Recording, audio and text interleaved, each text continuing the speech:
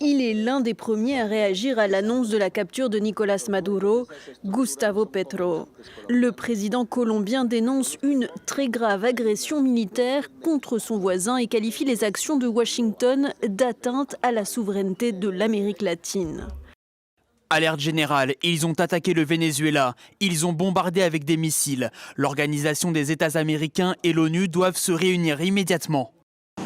Gustavo Petro a ordonné le déploiement de militaires à la frontière avec le Venezuela. Le régime cubain, qui craint de subir à son tour les foudres de Donald Trump, réagit vivement. À bas l'impérialisme! Cuba condamne et dénonce ces actions comme un acte de terrorisme d'État. Un assaut criminel contre notre Amérique, zone de paix, et une attaque inacceptable contre le droit international. Brésil, Mexique, Chili et Uruguay condamnent également la capture de Nicolás Maduro et craignent pour la stabilité régionale. Le président argentin Javier Milei, fidèle soutien de Donald Trump, salue quant à lui une avancée de la liberté. Du côté des alliés stratégiques de Caracas, le ton est ferme. Moscou exhorte Washington à libérer Nicolás Maduro et son épouse. Pékin se dit profondément choqué et dénonce le comportement hégémonique des États-Unis. Téhéran condamne la violation illégale de l'intégrité territoriale d'un État souverain.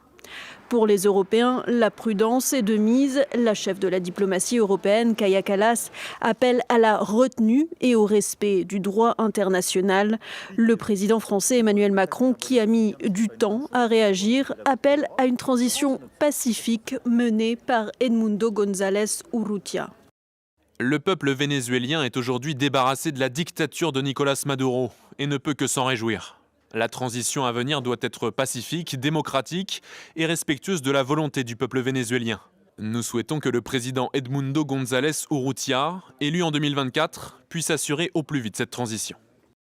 L'Espagne, qui entretient des liens historiques avec le Venezuela, a déclaré qu'elle ne reconnaîtra pas une intervention qui viole le droit international et se propose comme médiateur pour parvenir à une solution pacifique.